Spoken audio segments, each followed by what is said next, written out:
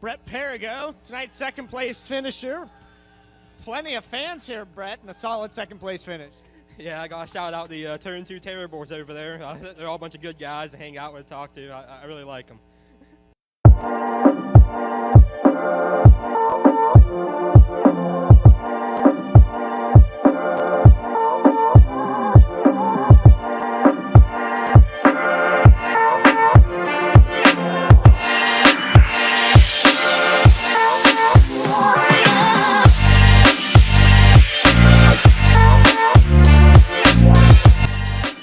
How are you doing tonight, man? Hey, I'm talking here. You know who you're talking to? Macho Man! I'm on my way to Monday Night Raw.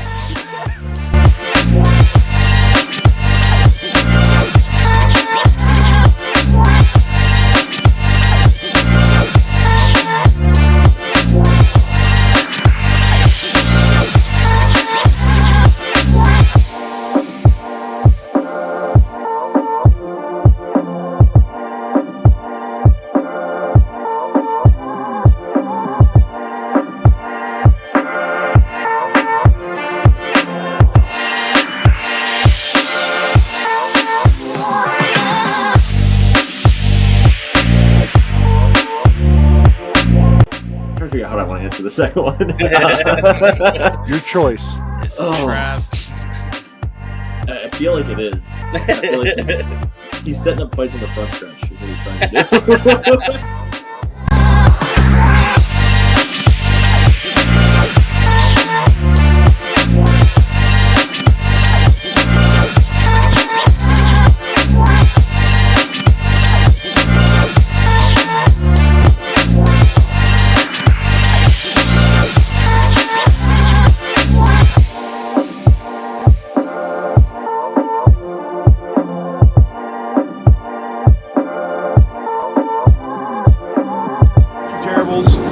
Motor Speedway. We've got Devin Gordon with us. At Keen Motorsports Shop here with Kyle Keen. Sitting here with Sean Keen. We're going to talk a little bit about racing history. Yep.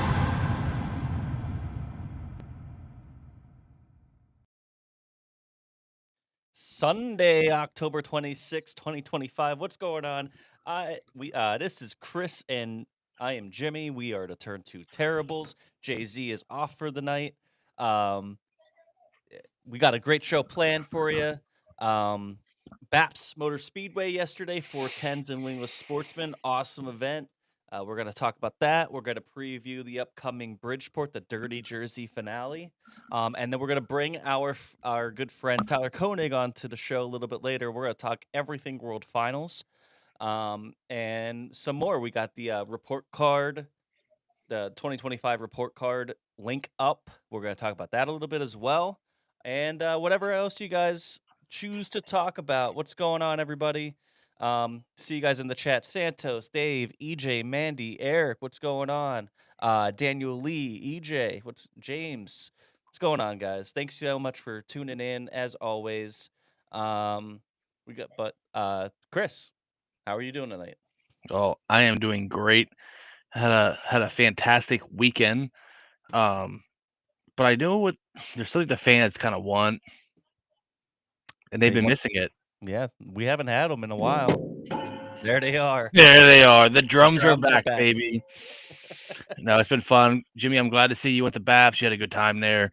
I know you have a lot of positive things to say about that. That is fantastic. Obviously, wrong side. Brett Perigo is a big factor in that, but we'll get there when we do. That's our guy. But I need to. Thanks for reminding me. I got to upload that. There's a lot of fantastic things. Like I obviously was away last weekend and was kind of busy this weekend, but I was keeping a close eye on some things, and I love it. I love when our friends do well. And Brett Perigo being one of our best friends, that's fantastic. I'm also wearing this hat, Vertical for Life. It's still sticky from Twisted Tea from the National Open incident, but we love Brad and that gang anyway. Yeah, we traded hats, but yours is not sticky. Mine is sticky. But happy to be here. We're glad to have you. Also, the Patriots won. We're going to beat your Eagles in the Super Bowl. Yeah. Eagles Patriots Super Bowl. If that happens, we're doing a T2T live watch party of No, we're not. both of us simultaneously loving and hating our lives. In separate places because I will swing. All right. Well, what's going on, Marie? Thanks for tuning in. We are gonna go right into it. Let's get into BAPS. Yesterday, 410s, 27 410s. Anthony Macri gets the win over Ryan Smith, Brett Marks, Troy Wagaman Jr., Brock Zierfoss, Logan Rumsey, Cam Smith, Kyle Moody, Preston Latibus, and Chase Dietz, your top 10. Your quick time and new track record. These boys were flying yesterday. A 13.828 new track record by Brett Marks. Your heat race winners were Tyler Ross, Kyle Moody, and Troy Wagaman. And then your hard charger for the night was Cam Smith, who went plus 9 positions from 16th to 7th. This one took a little bit to get going. We had a couple of wrecks early. And then, Kyle Moody led a good chunk of the first half of this race. And then just had a couple bad turns where Macri, Ryan Smith, Brett Marks all got around him. And then there was a late race restart where Ryan Smith and Brett Marks, all three of them were really close at the line. But Ryan Smith, if he had about 2 or 3 more laps, I think maybe even just one, he had Ryan. I think he had Macri. He was running that low side really, really good in that 69K. But Anthony Macri took care of business, got things done on a very fast track. But the track ended up really widening out. The top got tricky. The top side was the fast side for the most part, but you can jump over that curb pretty easily. It was really sunny out in the beginning, like when we first got in there, and then it looked like they put a little bit more water on it. I mean, it was just cool though too. And then it seemed like as soon as they started putting water on it, the clouds came out and on the cloud cover for the rest of the day. It's just kind of bad timing, but the track was still great. I thought it was awesome. They were still passing. They were still, and man, wheel stands coming out of turn 2 where we were was pretty badass. But Anthony Macri with the win. Sound status quo, but he had to fight for this one. He had to fight off guys, and then Kyle Moody really had him locked down early in the race. I mean, to your point, status quo. You look at this top 5, and if you want to go top 6, the only guy you're missing is Danny Dietrich, right? Yes. Oh, Historically, in BAPS races, Anthony Macri has been very good. It is a little surprising that the 69K was there, I feel like. mhm. Yeah. But Brent, Troy, Brock, even Logan Rumsey's been fast there. Yeah. You He know, was really impressive. all you're missing is Dan Dietrich, and this is what you get at BAPS. Chase Dietz too. Chase Dietz was charging up through. He does finish 10th here. He was charging up through up into the top 5, and then when he had a spin, that took him to the back, and he had to work his way back up to 10th. But if you look at, and I know our next guest probably has his stuff organized on his Excel sheet. Like the last 20 BAPS races, that top 5's, if they weren't on tour, they've been in that top 5 at BAPS every time. Oh, for sure. I think you're missing Dietz, you're missing Dietrich, and you're missing Raymer. Dietrich, obviously, we know. Freddie Raymer that wasn't there. And I know you're gonna probably dive into Danny, whatever happened to him. So I was at work, missed a chunk of this, but I did get a text that Kyle Moody was leading, and it was Anthony Macri, Brent Marks behind him, and I'm like, poor Moody. It's just like, because those are the dogs. Macri, Marks, Wagaman, those are our dogs. And now Kyle Moody is one of our homegrown people, real consistent. Really, but he's one of those guys that kind of like CJ Stutz at Summer Nationals. It's got to go right all night long, start to finish. And when you have a restart with those dogs behind you, like, come on. Like, Brent Marks just set a new track record, and I think, Jimmy, you said it, it's probably never going to be broken.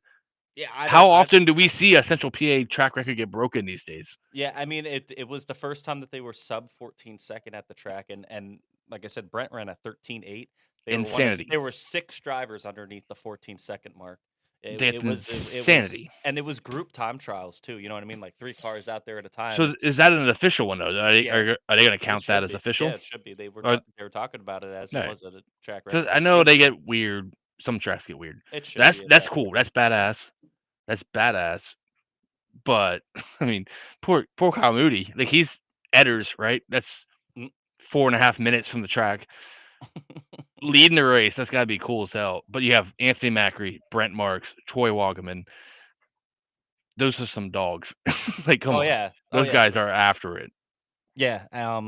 He did his job early. You know, he started on the pole, led a lot early, and then there's a couple reds.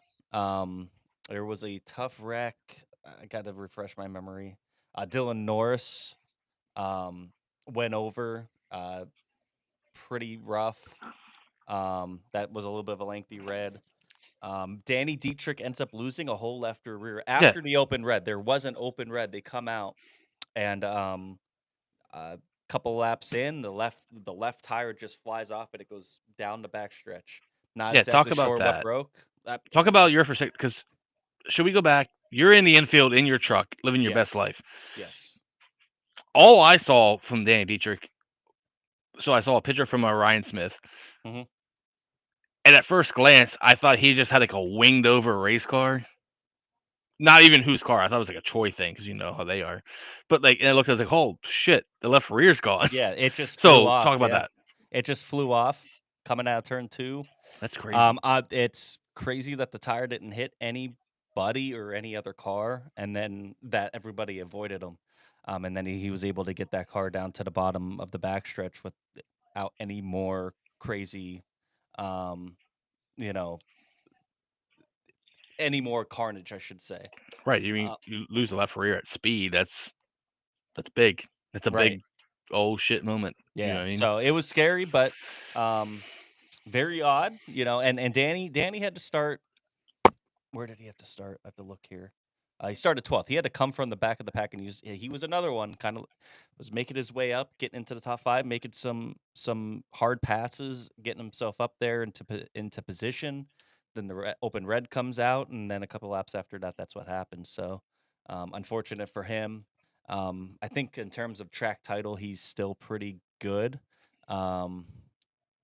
Eric said the cameraman got a great shot of Danny losing the tire on the broadcast, so go check that out. Do you want to shout out who Eric is? Eric was one of the producers for Sprint Car Unlimited, the broadcast. So shout out Eric. Yeah, just but all around this race, even with the heavy track and the carnage, and you know, he only had 14 cars here, ended up finishing, but it was still an enjoyable feature. A couple people put in here, and I did want to shout it out. The first heat was crazy. Look at the names in this first heat that Troy Wagaman ends up winning. It goes Troy Wagaman, Brock Zierfoss, Chase Dietz, Danny Dietrich, Anthony Macri, Cam Smith. I mean, that's your who's who at BAPS. You could have, you know what I mean? Like, ran that top 6 down at any local track, and that's your who's who in PA Posse land. Yeah, it's crazy for Anthony. You know, Anthony Macri finishes 5th here, but ends up getting in the redraw. Yeah, he broke an axle, but the tire went rolling down the backstretch. The whole thing was rolling down the backstretch, so he lost the tire. Poor Danny. But yeah, that first heat was crazy, and they all timed against each other, and that's when they were all starting to. Immediately, Anthony Macri was the first one to break the 14-second bracket. So did Troy, Chase Dietz. So I didn't see the time trial results. I know Brent broke the track record. Yep. How close was it though? Macri, Dietz, Zierfoss, Wagaman. I mean, I don't know. I can't remember what the original. If you move I can't see the times on my screen. So Brent ran a 13.8 what? 8:28. Oh, he's hauling. Yeah. He's hauling, dude. And so then the next quickest was Macri, who was a 13.940. Dietz ran a 13.950. Zierfoss a 959. Wagaman a 991. Ryan Smith a 988. But I mean, just any time underneath 14-second, man, they were Oh yeah, hauling. that's hauling, right? No, that's fantastic. Tyler's gonna come on here and tell us the old track record. Take notes, Tyler. Tell us the old track record. But so in this modern sprint car era, you look at weight rules and things like that. Like Winners Groves, what Brian Paulus at a 16 pre No, weight TJ rule, Stutz. but TJ pre Stutz is that has do it. they have it separated pre weight rule versus not? Post, yeah. I don't know if BAPS has that designation. I'm not Um, sure. Yeah. that's cool. It's cool to be there for it, and I'm glad you were. What a day. The B main coming across to the checkered flag for the last final spot. Samuel Miller and Gordon Sent got together, end up sending Gordon around spinning, and then Samuel Miller, I think he had a flat left rear from it. But Samuel Miller ends up edging him out for that final transfer spot. They were battling pretty hard. Yeah, as Tyler said, I don't know what the old track record was. Didn't have it on the BAPS website. I just know that they were never below a 14-second lap before, so that's For pretty sure. wild. That is wild. Shout out Logan Rumsey, another good run, continuing to impress. Cam Smith also continuing to impress. Those are two names that we're going to be talking about a lot. I think, not only as we get into our year-end report cards and our previews for next year, but just for years to come. And like I said, a good run by Chase Dietz. A 10th doesn't really tell the story. He was getting up there to be a factor, spun out, had to come from the back again. And then just with some cautions and reds, just kind of stalled some of that, I think, a little bit. But all in all, great race. We'll talk about the wingless sportsman feature. This was great, fantastic race. 40 laps. Just Brett Perigo getting the win. We were amped up for it over Tony Jackson and Steve Wilbur. These guys were practically 3 wide going across the line after 40 laps. Just a fantastic race. These guys, Tony Jackson was on Brett Perigo's bumper for at least the last 15 laps. And then we've been waiting for Brett's won races here, but never one that I was at in person. So it was pretty cool to see that. And actually, our friend Ryan Smith got a little This is video here absolutely fantastic stuff. of the reaction. So and he actually gets a really good shot here of Tony and Brett getting together out of turn 2 on this final lap.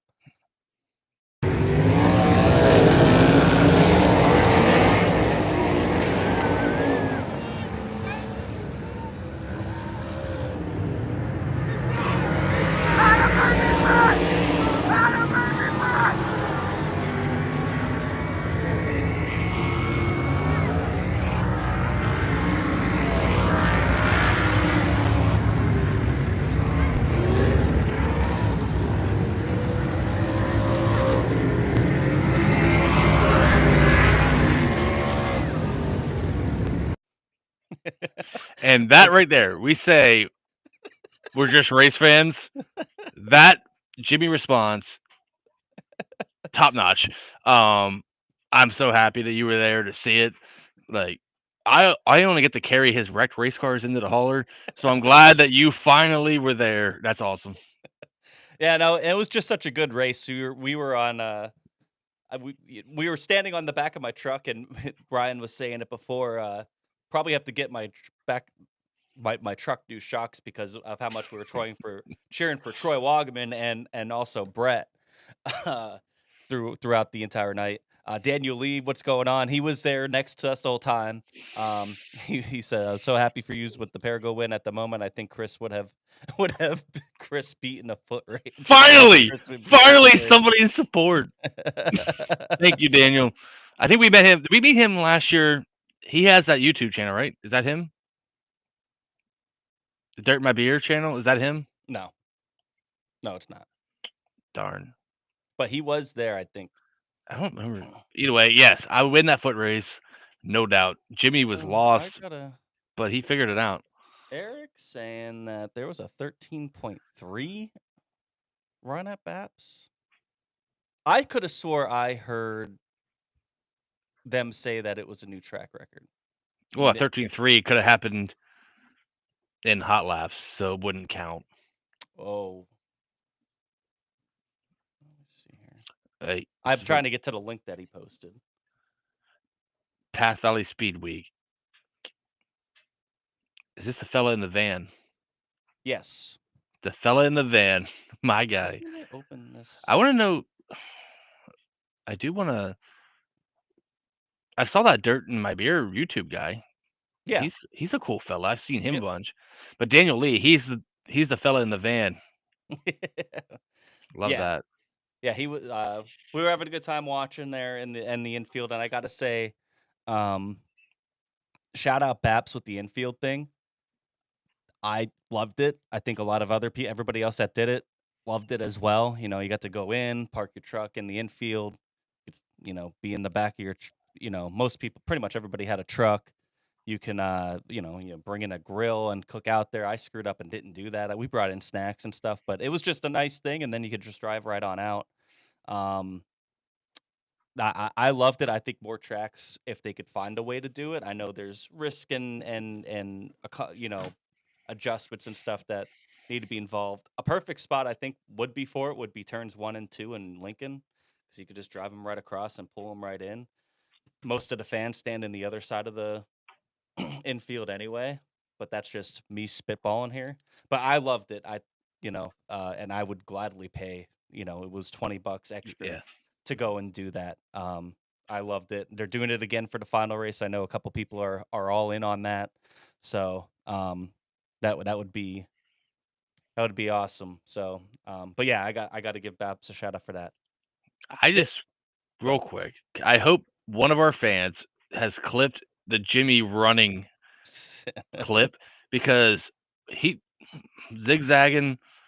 He's like Saquon Barkley going in the Super Bowl. Like, you just like zigzagging. I love that for you, buddy. That was awesome.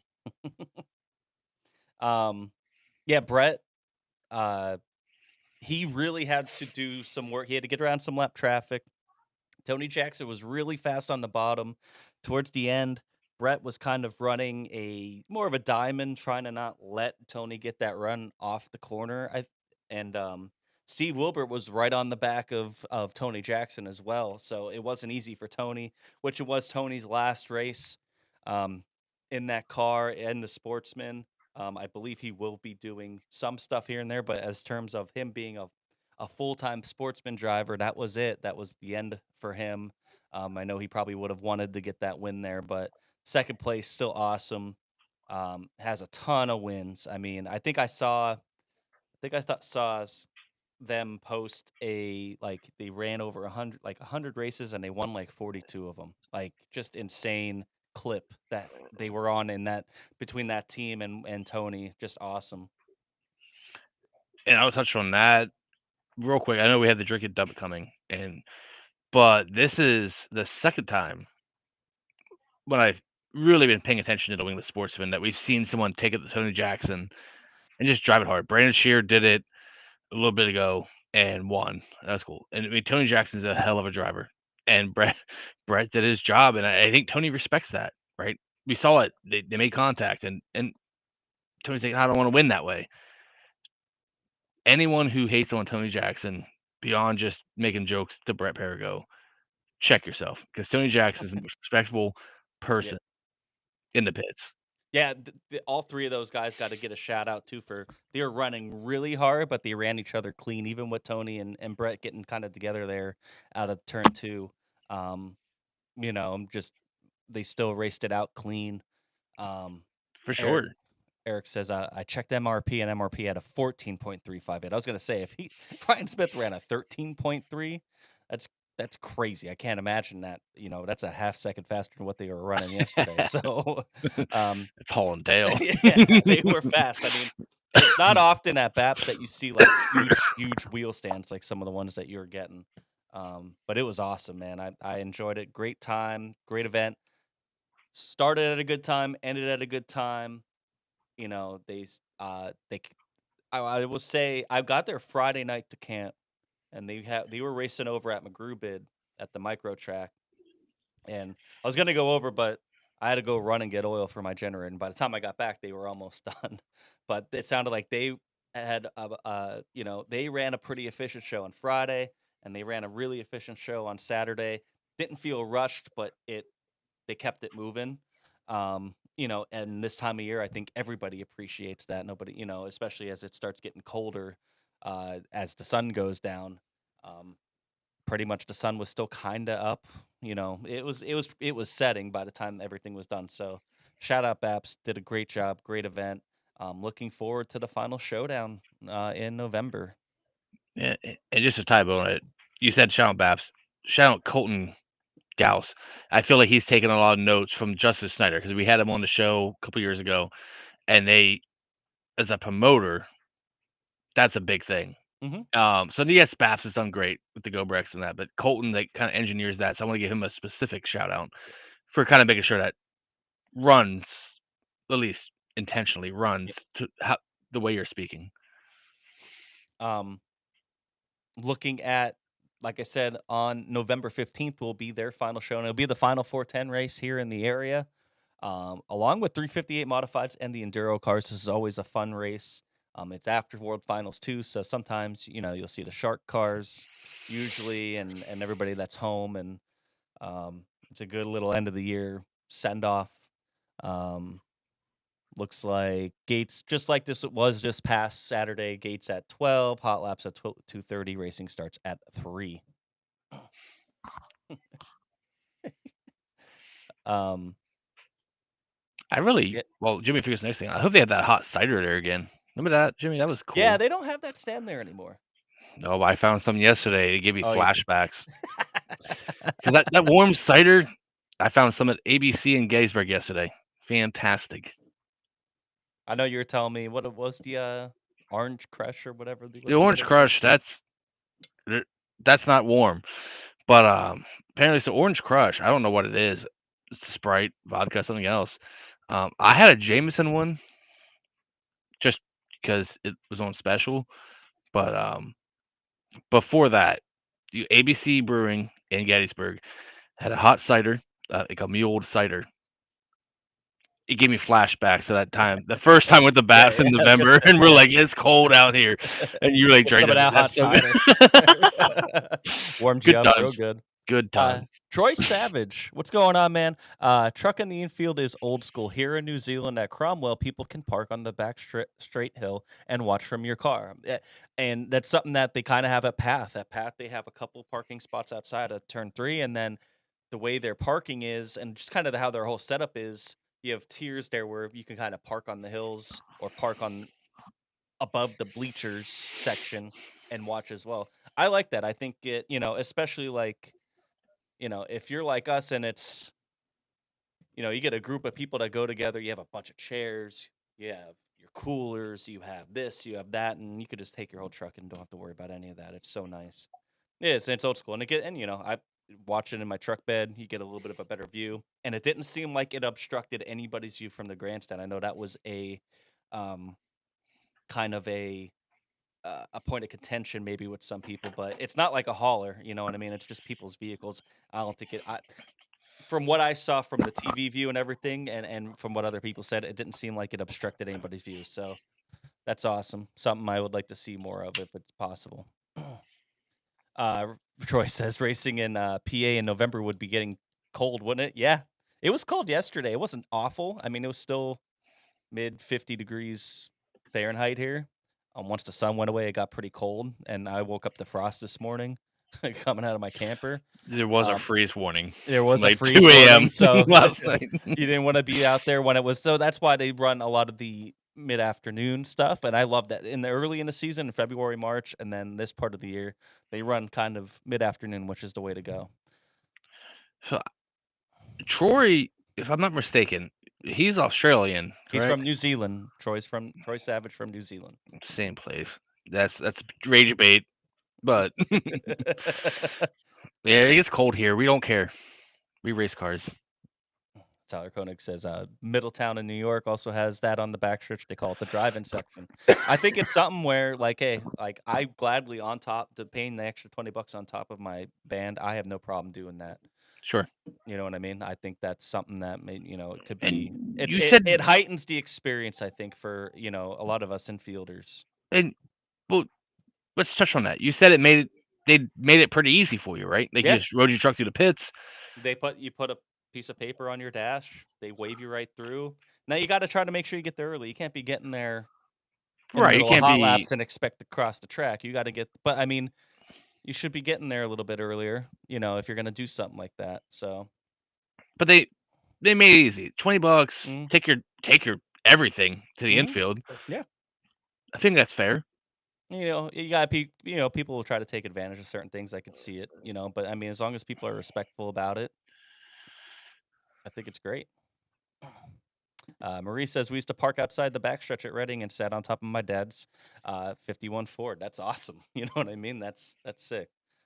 That's Get some of awesome. that blackberry lemonade and you won't even notice the cold. That was in play yesterday. That's for sure.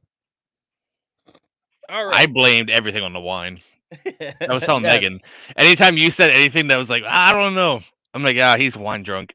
Yeah. Well, I only had two glasses on Friday night. Well, I think it And started then Friday because you said you were drinking wine. I'm like, this on is when Friday, Jimmy and Kim get a little wild. No, So it you wasn't that just bad. buckle up, buddy, and then nothing happened. No. And then Saturday just had some of that blackberry lemonade and a couple beers, and it was fun. All right, Bridgeport this weekend on Saturday, the Dirty Jersey finale. Looking forward. This is always one that I've been looking forward to. We did a pre-race show here at this race a few years ago when Alex Robinson was there.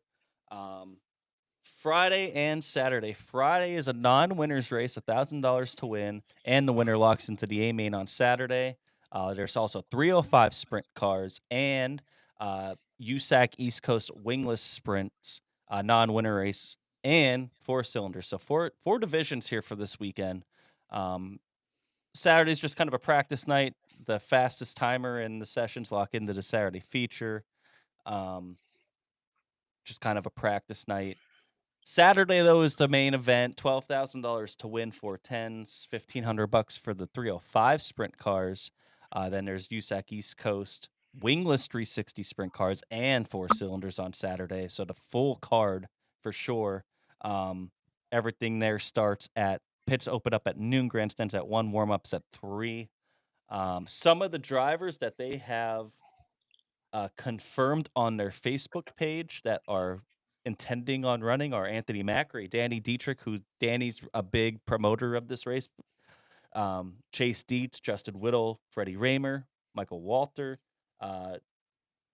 Jordan Poirier, Tyler Ross, Cody Hartlove, Steven Snyder Jr., Dylan Norris, Lance DeWeese, Kyle Spence, Briggs Danner, Davey Fraddock, Jordan Thomas, Aaron Bollinger, and Preston Latimus. That's just some of them that they have released on their Facebook as intending on running. So a really good field. Pretty much most of the who's who around here will be going down there. There's a bonus to sweep multiple events on top of all that. So pretty cool deal. Bridgeport's awesome. I think it's a little bit of an underrated track. I know it's far out of the way, but make a nice day trip out of it. It's looking beautiful. It's looking like 60 degrees and sunny down there all weekend. So should be awesome. And especially, you run it Saturday mid-afternoon, you get it done before it's cold. Pretty awesome. I'm excited for it. I'm not sure. I think they're on, are they on Turf Track Digest? They're on a streaming service, not Flow or Dirt Vision, but they're on one. I have to look it up. But you will be able to watch it if you want to pay for it separately and watch it, I believe, if you don't want to go down. But I highly recommend it. Bridgeport's a really nice facility. Every time I go there, they have something a little bit different. And it races well for the 410s. I think with all the extra divisions here, I mean, you're getting your money's worth for one, couple different sprint car classes. I mean, technically 4 different sprint car classes and 4 cylinders. I mean, it'll help widen the track out and make it racy. The format is a little bit different. They do points for time trials, and then they invert 6 cars in their heats. And then there's a dash and everything. So they have their own their own format that makes this a little bit interesting. Like I said, on Friday, they're on track at 6 p.m. And then on Saturday, they intend on going on track at 3 p.m. They do have flex time, so keep an eye out on their social media. Dirk Rimrod's track for sure. Tyler says yes. DirtTrackDigest.tv is where you could find it if you don't want to make it down. You could probably pay for the event and watch it. I highly recommend it. It's always good racing down there. And any thoughts on that, Chris? Let's get into the World Finals then. Our friend here, Tyler Koenig, will be joining us shortly. We're going to talk about the World Finals here, 4 nights starting Wednesday, November 5th. Not this week, but next week. We won't be having a show next week, so that's kind of why we're talking about it now. You have a qualifying night on Wednesday. Well, they'll do time trials for, I believe, night 2 and 3, and then night 2 and 3 kind of help line up the heat races and everything for the finale on Saturday, and that's when they'll crown your World of Outlaw champion. Obviously, it's not just the World of Outlaw sprint cars. You got the World of Outlaw late models, which you'll have a lot there, and you also have the dirt car modifieds.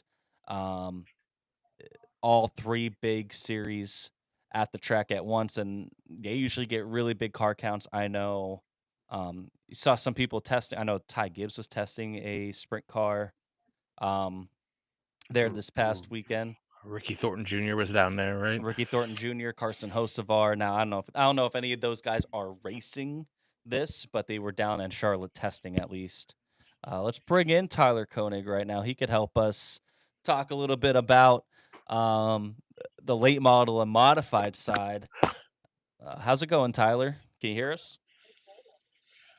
Maybe. No, he gone. Check, Tyler. I don't see you, but I don't know if you Come can hear on. I see him now. it. I saw him for a second. See if something what happens here. But yeah, so for on the sprint car side, take a look at the points heading into this, where David Gravel has a 138-point lead over Buddy Kofoid, and then it's a ways back to Carson Maceda, Logan Short, and Sheldon Hanshield. I already knew there was a drive. I knew there was going to be a driver that I forgot on the damn on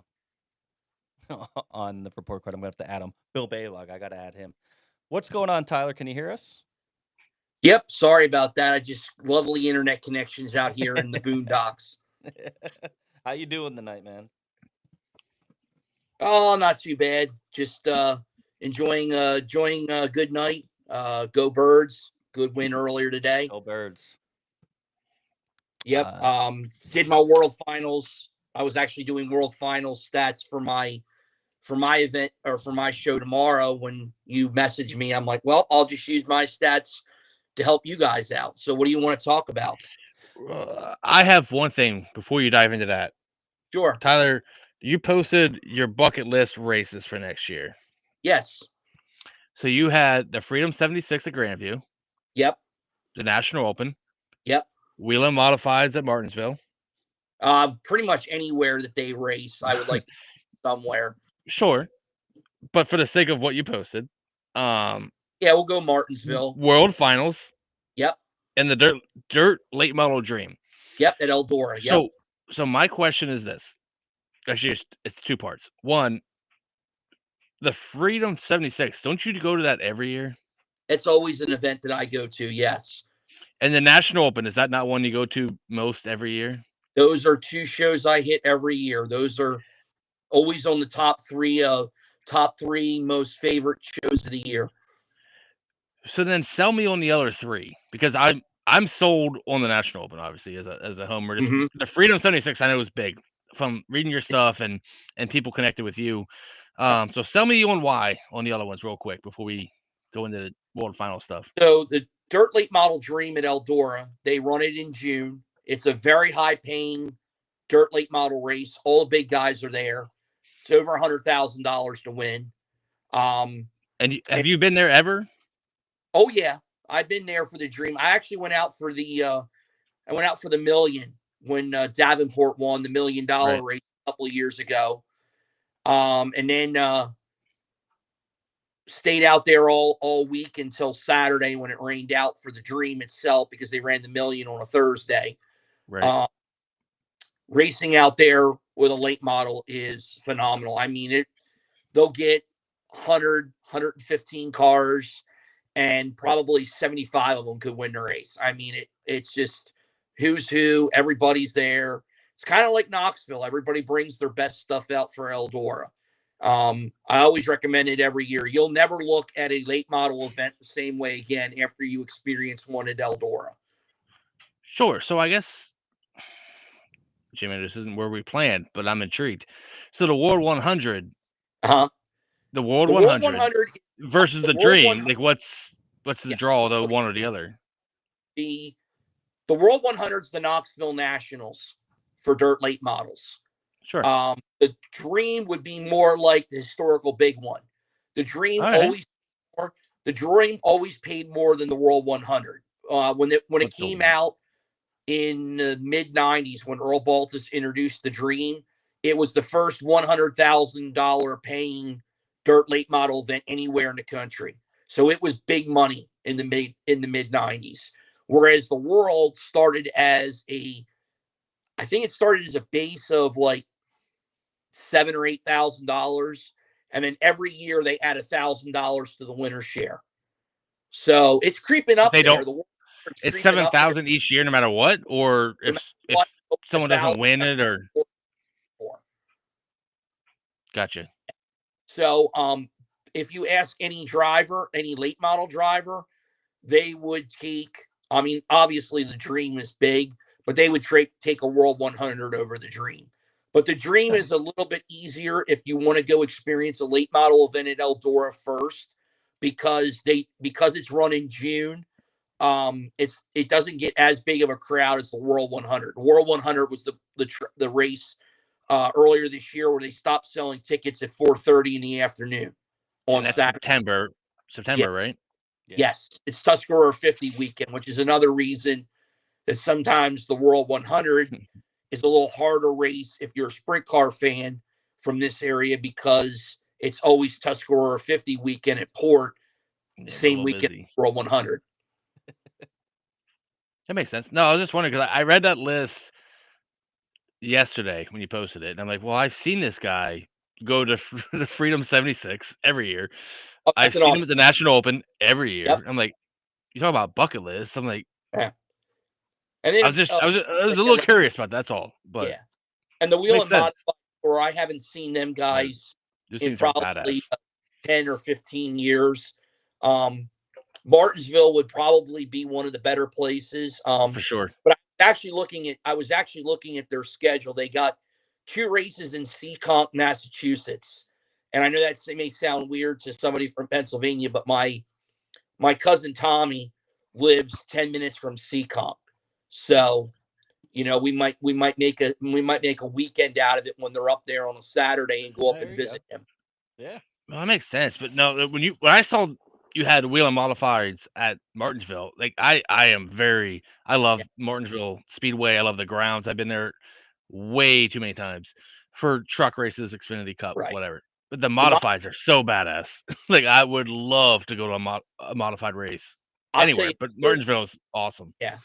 If we're going to go to a modified race, though, you got to go see him on the mile at New Hampshire.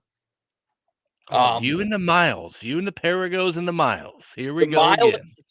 Is amazing for the asphalt modifieds up there, because that's like their Daytona. So they actually run a restrictor plate there, because if they did not run a restrictor plate, they would be 3 seconds faster than what the Cup cars run there. Which is insanity. NASCAR puts a restrictor plate on the modifieds, and they end up bump drafting and running a draft like they're at Daytona or Talladega. And they love those guys are nuts at Bristol. I watched their Bristol races, and they're nuts. Yeah. Oh. Yeah, it's a different breed, but up there they treat their modifieds up there like we treat our sprint car stuff here in Central PA. Well, I'll say this is highly controversial before I let Jimmy talk. Those modifieds are cool, though. Jimmy, go ahead. I agree. On that. Yeah. I had to get you, Tyler. I had to get you. So, one person I want to talk about going into these World Finals, and it was brought up in the chat a couple times, Ricky Thornton Jr. Obviously huge, very successful in the late model world. But man, he just went out as a rookie with USAC sprint cars and was the rookie of the year out there at Central Arizona Yeah. and looked really good. I mean, he I- finished top 5, right? He finished top He finished 5. top 5 both nights. He went 10th to Insane. 4th. He went 10th to 4th on Friday, and they locked the top 4 from Friday's feature into Saturday's dash. And he ran fifth on Saturday night, but he was running as high as 3rd in that feature, and it looked like he had been doing it for years. Right.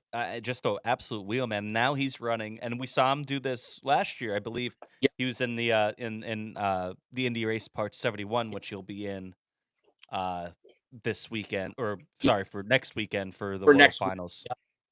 Yeah, and I talked to him when they made the announcement, when the Outlaws made the announcement. I messaged him, and he's like, "Yep, going to try it again. They're going to try and get some more races in. Hopefully next year." It's just so hard with his schedule to find time to dedicate with that because they're so busy with the late model. You know, it's this time of the year when, you know, when as he calls it, when shit slows down with our schedule, that I can go out and do these other things when I have off weekends. Do you think he's a person that might, I don't know, at some point Jimmy stole my question. He's gonna, maybe he walks away from being at least full-time late model and goes and does a bunch of different things? My literal question. Thank you, Jimmy. So good in late model racing right now, and he's so dominant. Why would you leave it to do like that? He could still go run a lot of the bigger events, maybe make a bulk of his schedule out of it, but it would be really cool to see him run some of the other stuff that he's been running. It's insane. Even if you look at the Lucas Oil Series, 75 to 80% of their races pay $20,000 or more now. That's true. Yeah, you'd be done to walk away from all that money when you're dominating. No, and he's going to win a good portion of them usually. Yeah. And I guess my point, to piggyback off Jimmy's point, like he could go part-time late model. He could, but to be really good in sprint cars, he's probably that guy. If I'm going to do it, I'm going all in. Right. And why would you do that? That's him. Yeah, that's definitely him. If he's they talk about those guys that like, I need 80 races a year to be competitive at Knoxville, Kings Royal, things like that. Right. And Ricky Thornton's like, I don't want to do that. That makes sense to not dive in. And he's going to play. I mean, he'll go to places where, like, he's more familiar. Like, he's already told me, and he's like, I'd love to run a sprint car at Port Royal. You know, because he's obviously good when Lucas goes to Port Royal. He says, I'd love to. And, you know, he'd love to come in and run a sprint car in Central PA. You know, just to say that he did it. You know, and that was, I told him, I said, what you need to do at the end of the year is you need to design a T-shirt, have the wife design a T-shirt with all the cars that you raced this year. Because I mean, if you think about it, he's run a midget at the Chili Bowl. He ran an IMCA modified, an IMCA stock car. He's run a dirt late model. He's run a non-wing sprint car, and he's going to run a wing sprint car at World Finals. So that would be one hell of a T-shirt to have all them rides on the back. Why is Tyler trying to spend my money? Because those are my favorite shirts. Like Lance does it. Darren Pittman has done it. Like over their career, what they've raced. A shirt like that, that's awesome. Well, you just ran my calendar year. Right, that's awesome. But to piggyback off of what Rico did, Rico had a shirt back when he was doing the truck deal. It had all his rides that he ran that year, and I swear there was like 7, 8, 9, 10 different cars on the back of that shirt. That's and awesome. Rico said it was one of his shirts that he sold the most of because it hit every genre of race fan. It was right. It's if you're a Rico fan, or just a race fan that appreciates a driver like Rico, you're buying that shirt. If you're a Rico fan, you want a Rico Abreu 24 car, front or back, his name. If you're a race fan that can appreciate the talent that Rico is, a Jack Hewitt, a Tony Stewart, a Rico Abreu, that's your shirt. And that's where I go. I'm like, I want to see those shirts. It's like that's why I go with Larson, Cup car, midget, all that. I love it. Yeah, there's a shirt that Larson has right now on the back. It's got his Cup car, the wing sprint car, the midget, and the Indy car on it. Yep. And that's awesome. Every day is race day. Yep. I got Dasa Pursley. He had all of his cars from 4 Crown on it. Yes. That's awesome. That, and that was before he actually won the 4 Crown. he made the shirt before he actually won all those races there. And Tyler probably has the same shirt as me. One of my favorite shirts is my Lance Deweese shirt that had all of his cars, or a bulk of them. When he won. It's like, I love that because as a historian or someone who favors history, I'm not a historian. I want to be, but like I'm not. Someone who loves history, seeing all those cars is awesome, and appreciating the greatness of Lance Deweese, or even Brian Brown sold those mini wings. I would buy all of them. So I remember that shirt you're talking about, Lance, and the scary part is I remember Lance in every car that was on that shirt except the first one he had. Yeah, when he won Hagerstown '86. That's fair. Yeah, Hagerstown '86, I would only been 2. It's amazing. So obviously we're gonna see Ricky Thornton Jr. there. He's gonna be a favorite to win the late model. He's probably just gonna go out and just try to get laps and have some fun in the sprint car. Who else from the late model side should we be watching for to be a threat to win? And I'm gonna click on there. I never even looked at their points. I don't know what their points, at least the World late. While he's looking at that, Tyler, Ashton Winger, can you talk on that real quick while Jimmy's bringing all this up? What about Ashton Winger? The tire test deal. It's the second time in how many months? Second time in 4 months. And he's saying we didn't do nothing. I'm not the best person to ask about tires.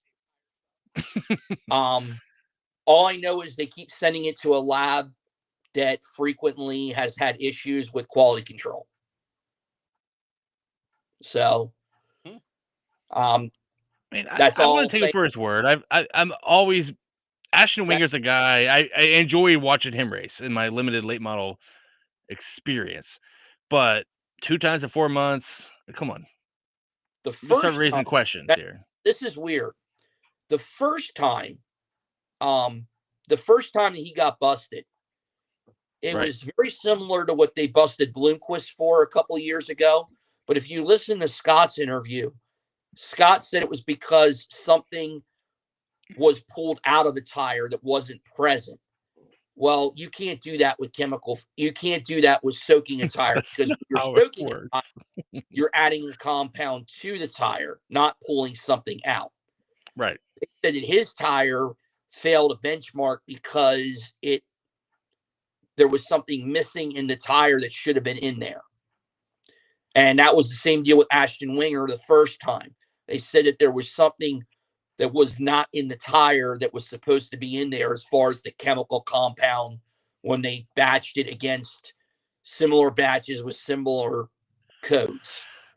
It's a whole different science when it comes to this tire testing. That's some chemist stuff. Drivers know a little bit more about it than I do. No, it's chemist stuff. I know a few years back or a year back, USAC and Volusia, they had like 3 of those failed tests. And I feel like local tracks are hell bent on tire testing, things like that. And all of ours have come back perfect. But then you have these random occurrences where it's like, failed. How? We don't know. As a fan, it's like, what the hell? Were all 3 tires failed? All 3 tires failed after the super late model feature was run.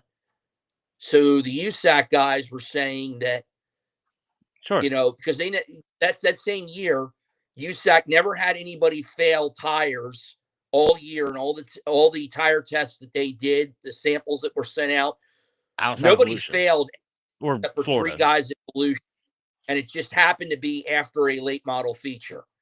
Sure, picking up whatever they're running.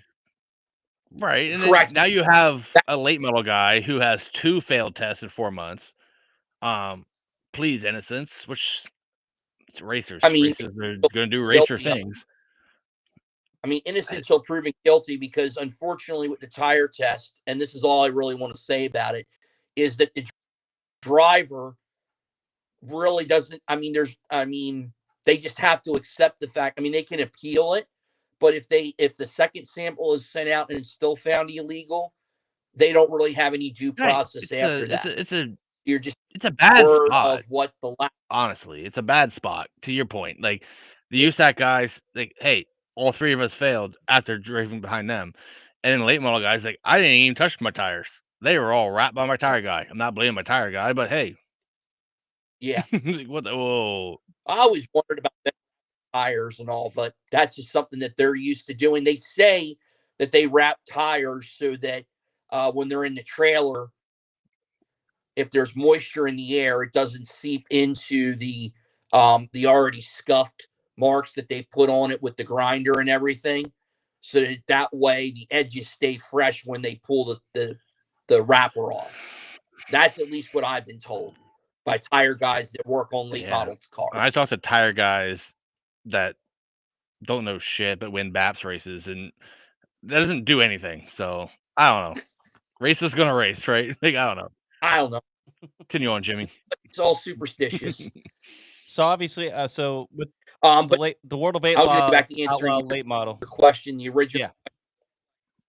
Yeah. Go ahead, Tyler.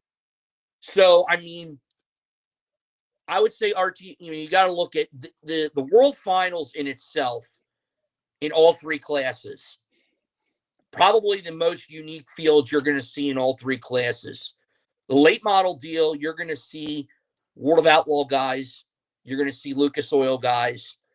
You're going to see regional guys. And that's the one thing I say about that area. The regional super late model racers in the North and South Carolina area, as well as Georgia and Tennessee, are very tough in that particular area of the country, where the surfaces tend to all be, like in the Carolinas, it tends to be that red clay. Same thing with Tennessee and Georgia. They all have that similar southern red clay that seems to hold moisture very well. So there's guys that know that surface well because they race on it all year. And it seems like every year, one of these regional guys jumps out and has like a really good qualifying effort or a really good race record and kind of puts themselves on the map on the national scene because they kind of maybe fly under the radar a little bit. That's kind of where, I mean, like to an extent, that's where a guy like Tanner English, who won a couple of years ago, was one of them regional guys in the North Carolina area. And when he got a win at Charlotte, it immediately put him into the national spotlight. There was a younger kid by the name of Garrett Smith out of Georgia a couple of years ago. I'd never heard of the kid. And all of a sudden, there on the last night at Charlotte a couple of years ago, he's not only battling, he passed Jonathan Davenport for the lead in the Saturday night finale, and Davenport had to get him back. But that kind of run put him on the map as far as a national guy.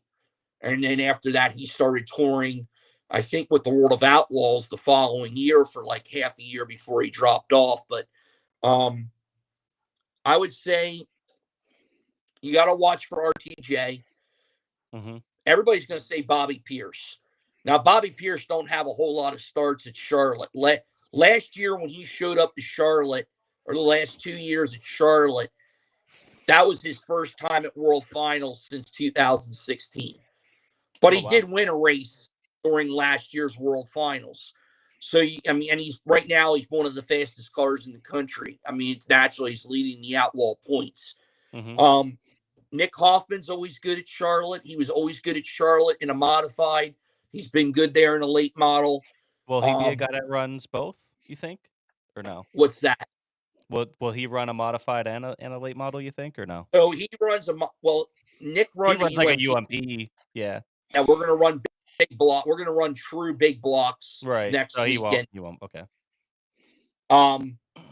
But really, if you look at the Outlaw points, you got Pierce, Hoffman, Gustin, McCready. Dennis Erb is a former winner at Charlotte. Brian Early's run well at Charlotte. Drake Troutman led a major majority of the Thursday night program last year.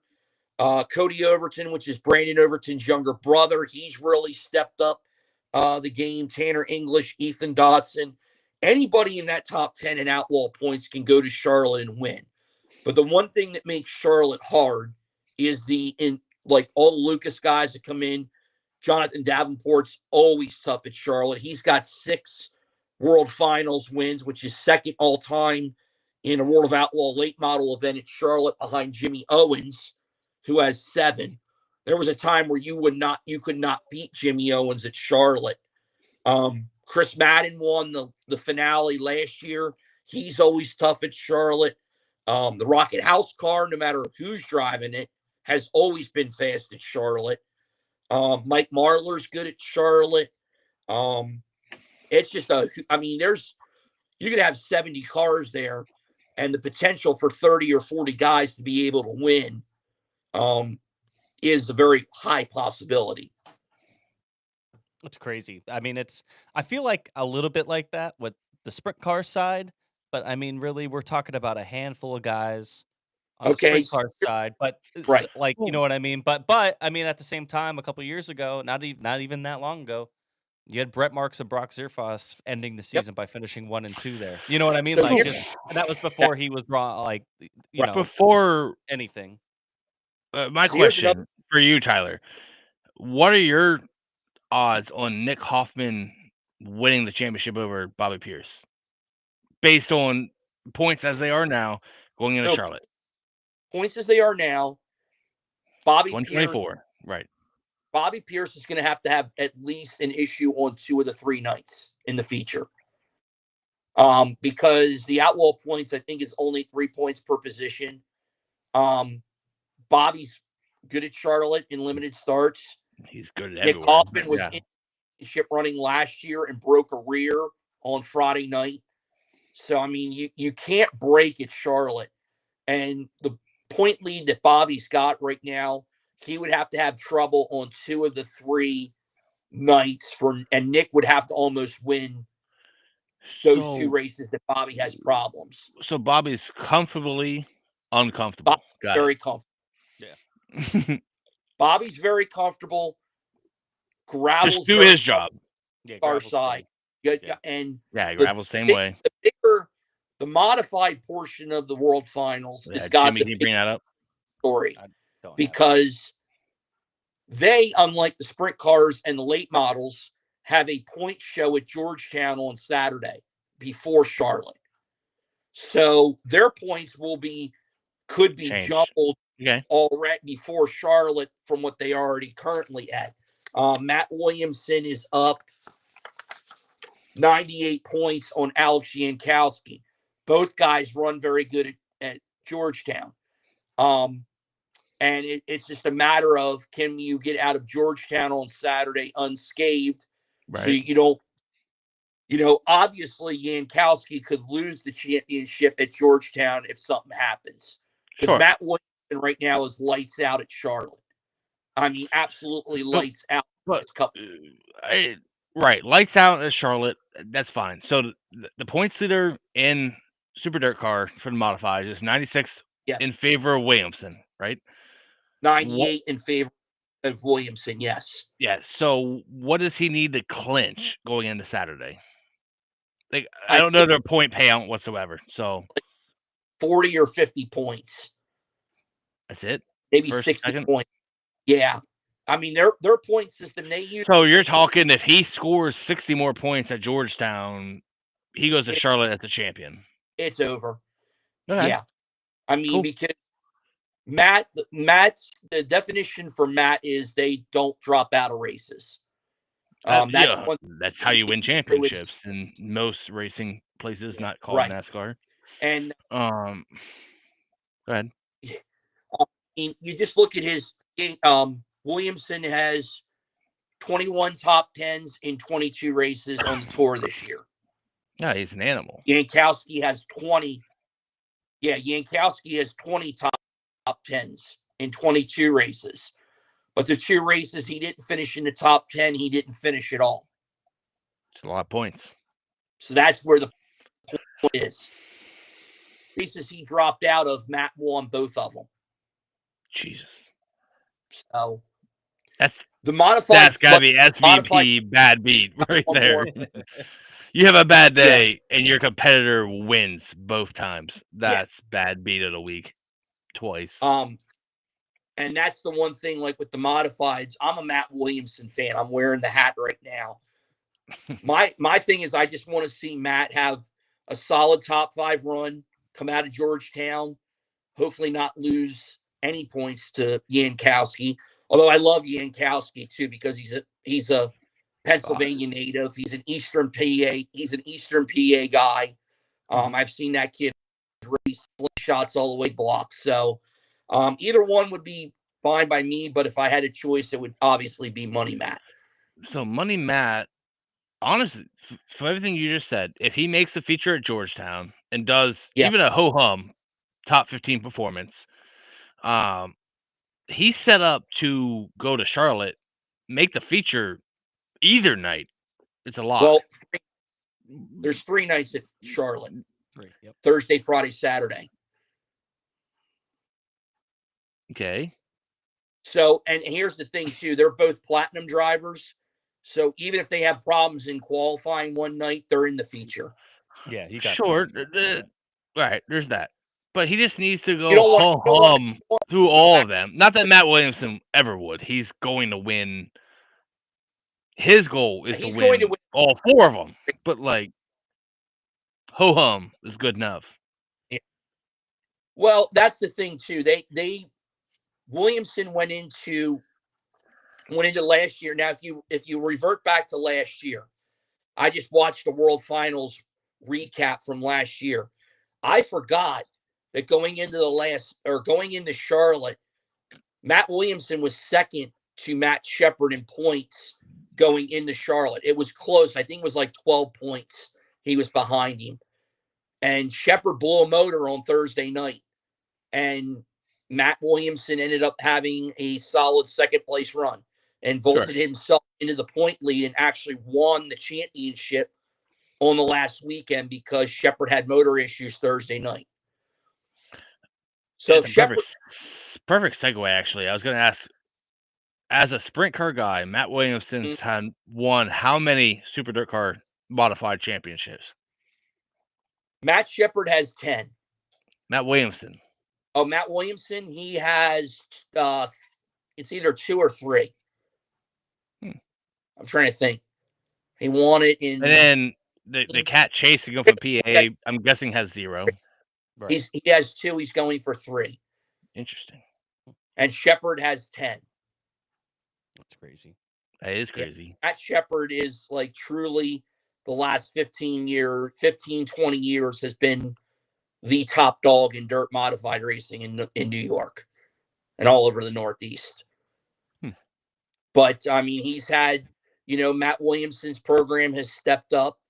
Matt's had a really good year this year. Williamson has, after Syracuse, I think he has 33 wins on the year overall in both the big block and the small block combined.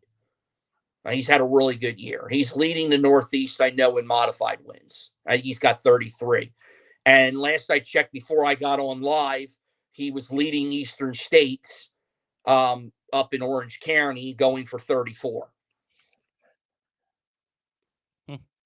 Animal.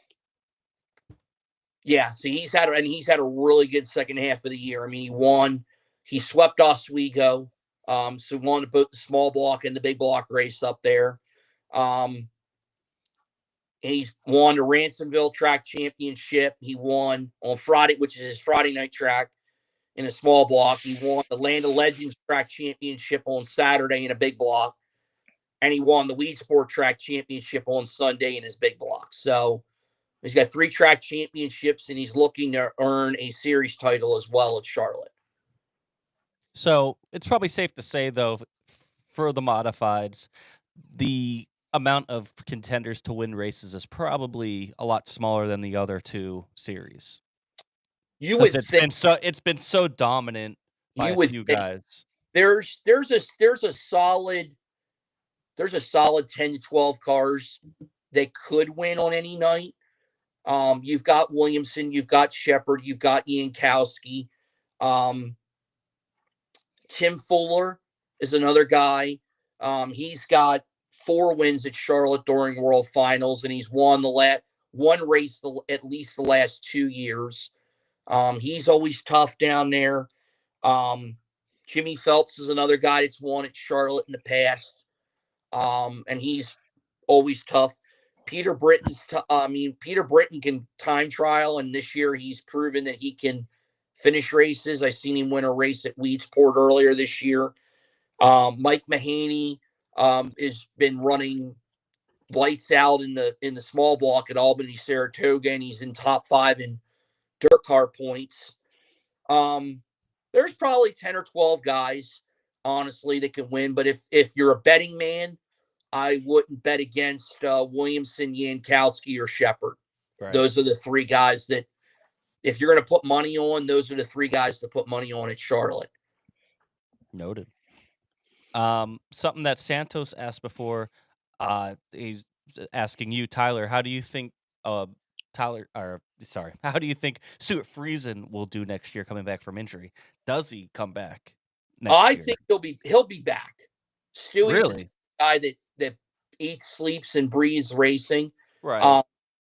He'd be another guy because the NASCAR season's over after.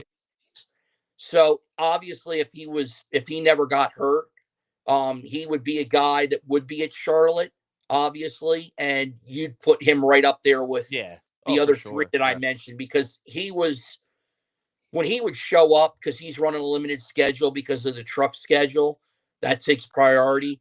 But when he was showing up to win modified races the last 2 years, he was cleaning house everywhere he went. And just a freak accident up there in Canada, where we're honestly lucky that Stewie's still with us. Yeah, because that's what I mean. To hear that he's even thinking about coming back next year with the extent of some of his injuries, I mean, it would be a miracle just to get back in the car, to be honest. You know what I mean?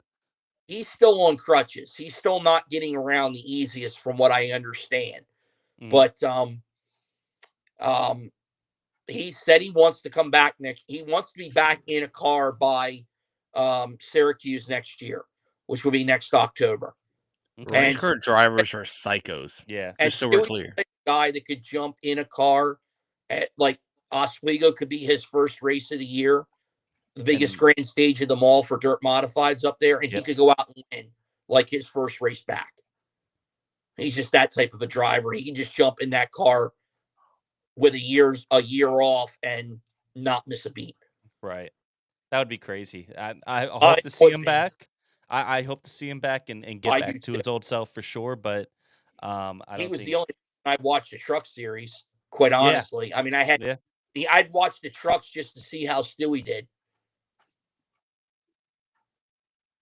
But I hope trucks in the championship 4, right? Yeah, right. Okay, Honeycutt, right? Honeycutt took that bitch to the championship 4. Did a good job, and I'll have to be watching Phoenix on Friday night. Hopefully they can bring home that owners championship for Halmar. I'm personally hoping for Corey Heim, because for the sake of not fires burning. Yeah. Him and Zelich need to win their titles. Tyler made a point of saying owners championship. Yeah. Corey Heim if Corey Heim or Connor Zilch don't win the truck or the Xfinity championship, it's a travesty to the NASCAR point system. It's why they're changing it next year. I don't know to what, but it's definitely changing next year. So this is the last time we have to deal with this, I hope. Champion. What's that? I said, Corey Heim brought up the good point at Martinsville in post race. I've won 11 races this year, and somebody could take me out next week at Phoenix, and I won't win a championship. Right. Zero control. No, that's why He can have a flat tire. He can have a flat tire. Yeah, it. Be somebody else. Not even get wrecked. So you talk about a guy who's not only won 11 races. How many more races didn't he win when he was racing there? So if you look at it from how a racing points title, in my opinion, should be, a cat like that, he's going to Phoenix next week on a vacation, just partying, because he's wrapped it. He earned it. Right. One could have clinched the truck championship. If we were on the old point system, he would have clinched the championship 3 races ago. I don't think it changes who watches the truck series. No. And honestly, on the flip side, on the NASCAR Cup side, it doesn't and it change rewarded shit. the car that's fastest all year. You know, that car has I'm- been the fastest truck, or I'm that with you. truck is the fastest truck all year. The fact that we're worried about Corey Heim not winning a truck championship, in my opinion, supports why you should just have in racing full season points. Absolutely, amen. Look at the world of look at the Outlaws the last couple of years. The points have literally come down to the last lap of the last feature at Charlotte. Yeah, That's same an thing easy- with high limit as well. And what? Lucas Oil has a playoff system, right? Yeah, they- And late models. for the last No one four. gives a shit about them from May on, honestly. I mean, I'd rather like that year that the year where Sweet and Shots were battling for the championship. And it Badass. literally came down to one spot on Saturday. Actually, Right. it was more funny. I said to Ashley when we were down there, I said, you can thank Danny Dietrich for Brad winning the championship. And she said, what do you mean? Said Danny passed Shots on the last lap to win the Bridgeport race earlier in the year. And that was a 4-point swing from first to second. And Brad won the championship by 3 points. But that's so much more exciting than That's you have so Brad, much Donnie, Gravel, say, just You're for down sake to of the argument, last lap. those three and Buddy Kofoid, whoever finishes Yeah. better wins. Oh, Whatever. well, yeah. And listen, David, the last couple of years at Charlotte has been virtually unbeatable. He's got, what does my notes say? He's got 6 wins at Charlotte in World Finals. I mean, David Shots has Gravel's been damn near unbeatable everywhere. Shots has 9. Gravel has 6. Now, here's an interesting stat. Jason Myers, who hasn't been in a sprint car at Charlotte since 2010, has 4. He won 4 of the first 8 World Finals sprint car features. Wow. And the only other 2 drivers to repeat at Charlotte in the sprint car ranks were Brent Marks and Joey Saldana with 2 wins apiece. There have been 14 different drivers in the sprint car category that have 1 win. Well, I have some questions here real quick, since you have it Yeah. up. So Jason Myers has 4. Yeah. How many of them happened in his 2 championship years? 2 or no? 3.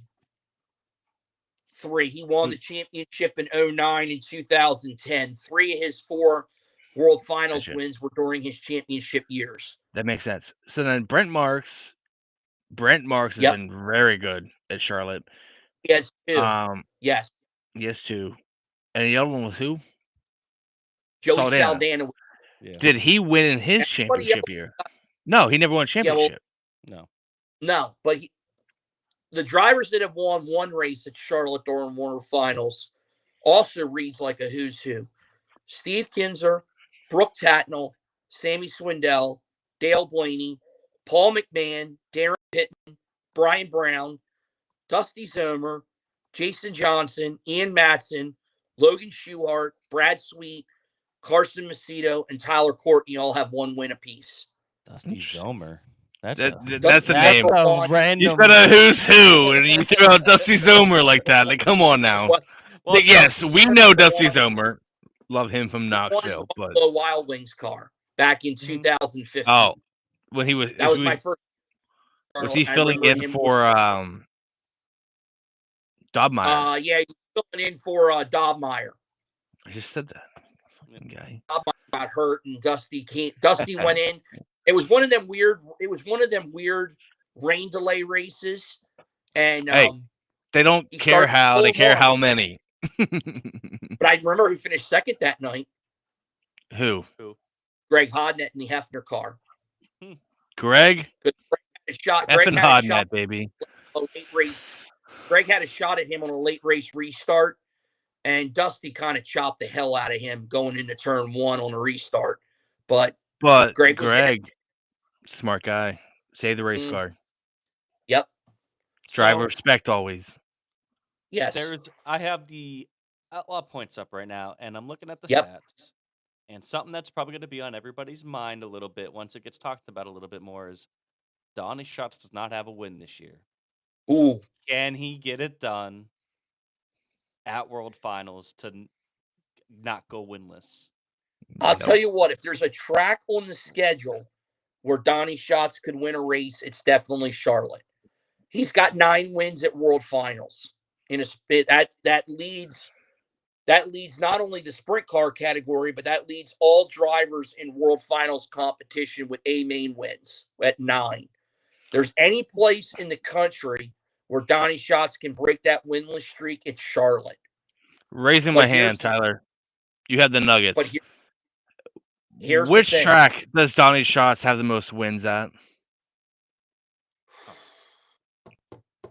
That's a good question. I would I'm gonna probably guess it's not Charlotte. I'm gonna guess it's Williams Grove. And Does that matter? Knoxville or Williams Grove. Yeah, I mean, he's won a shit ton at Knoxville. Yeah, he does have what he's won a shit ton in general. But does Yeah, he he's win won in a the year ton in 2025? general, but That's the no, question. is my answer. Go ahead, Tyler. if Donnie can time well on Wednesday night, set himself up on the front row of a heat race for Thursday or Friday, I would say that it's possible. If at any place that Donnie could break a winless streak, it would be Charlotte. I mean, you never know. More weeks in this car with Jason Sides and that whole crew, and obviously we don't necessarily know what his plans are for next year, but I think some of these things we're gonna start hearing about them. It's usually around World Finals week is when we start hearing about these things. So keep your eye out for that. All your silly season, I think all the stuff that's unanswered from silly season, will be answered by Charlotte. I agree. You got it. I personally hope so. Just to, he's had, it's for him to be 6th place in points and only have 9 top 5s and no wins. Yeah, is pretty incredible. Just to show kind of the consistency he must have had. You know what I mean? At least with no DNS and at least being in there, half of his races in the top 10. He's done his job as a driver. When you look at Bill Baylog, who's behind him in points with 3 wins and 16 top 5s, and he's behind Donnie Schatz in the points. Right. So, I not think that Bill points are a really Baylog big gets deal back there, but yeah. Go ahead, sorry. I said I think Bill Baylog gets my vote as most improved driver on the tour this year. Oh, 100%. Yeah, I agree. Especially the second half of the year.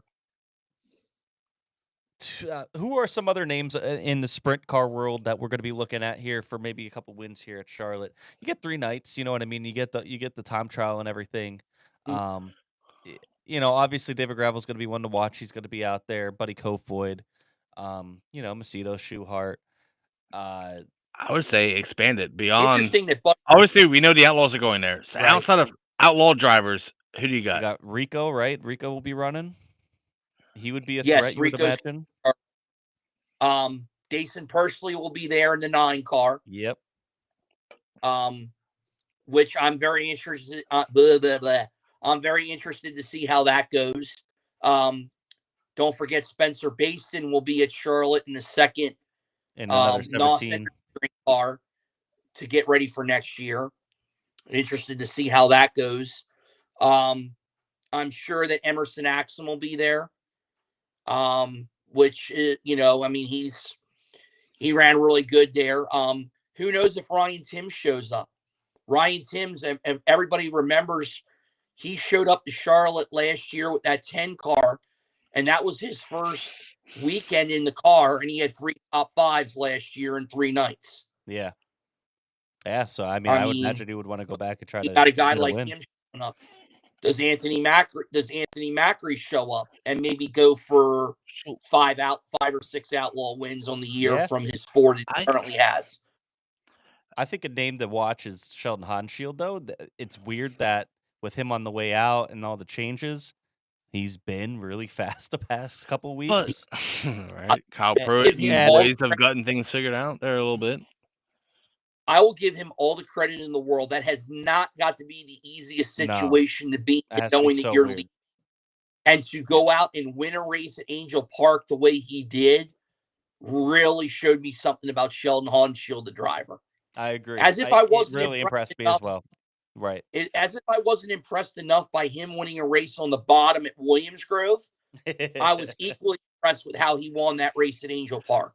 It just shows he's matured and he's a professional, right? Like he can Yes. finish out his deal, everything. So he wins Yes. the National Open, doing it how he did. Yes. That's maturity as a driver, and everything that Yes. comes out after that is a Just contract. shows No, he's on going top out of and doing his deal. yes. Y'all mentioned Rico. I want to take the low hanging fruit. Brent Marks is going to go to Charlotte Yes. and be a Yeah. fucking problem, like Yeah, to somebody. Like Yes. this track, just like Texas, just like Las Vegas, And that Yeah. yellow car, man. that yellow Whatever, car. man, it's been on I'm rails. not Well- gonna lie. That yellow car can kick rocks, but Brent Marks in any color car will go Right. to Charlotte and be good. You mentioned he had 2 wins. Here's That 2 other yellow car names on kicks the rocks, but still. So here's a couple other names on the list. We're not quite sure what's going to happen. There's 2 guys by the name of Kyle Larson and Christopher Bell. Never heard of her. Ooh. I mean, Yeah. They both just got eliminated from championships today, so I guess they No, could they be didn't. free that They weekend. didn't. Charlotte No, Larson. Oh, with Christopher that's right. Bell. Cornball did. That's right. And they're done anyway because they're done next weekend. The War Finals Yeah. the weekend after. So there's and here's the other thing too, because Larson's in the Final 4. The banquet is Tuesday night. We don't qualify at Charlotte till Wednesday night. There's plenty of time to go from. There's plenty of time to go from Vegas in to Charlotte. Charlotte. You just take a flight and you're there in like 4 You'd hours. be going home anyway, you know. So I would. That is an interesting one. That is true. I did not think would of that. expect Larson, and I would honestly, I couldn't look past Christopher Bell in the 69K, but I will tell you another name from NASCAR. Ty Gibbs was down at Charlotte testing last week in a Chad Boat car. Yep. So Ty Gibbs is another one that might be at Charlotte. We saw him make a couple spot starts here and there, Earlier in the year. getting his feet wet in the 410, and Right. And with NASCAR season being over, there's no more restrictions on any of them guys. right. Because So, yeah, that'd be cool. Hocevar was running a late model in the Longhorn test there last week. So, I mean, who knows to say Carson Hocevar doesn't show up in a I know model. he basically confirmed he'll be racing the Dome, but he didn't say anything about the World Finals. But you never know. You That'd be never know. pretty cool. Be very interesting to see the potential NASCAR names involved with Charlotte this year because of the way the schedule fell. You think we see about 50 cars for each division? I think you're going to see pretty close at least. I would say, yeah, mid to high 40s for the big blocks. I would think that mid 50s for the sprints, and the late models. I mean, hell, there could be anywhere between mid 60s to mid 80s. I mean, there was a year where there was 85 of them there. Sure. So, I mean, the late models car count really can vary depending on the weather and everything. But I would say that they're probably going to be mid 60s, mid to high 60s, maybe low 70s, depending on the weather. I mean, right now the weather looks decent. It looks to be mid to high 60s for a week and a half out, but that can change 10 times between now and. Yeah, for sure. So it'll be you'll get your money's worth each night though. That's for sure. For sure.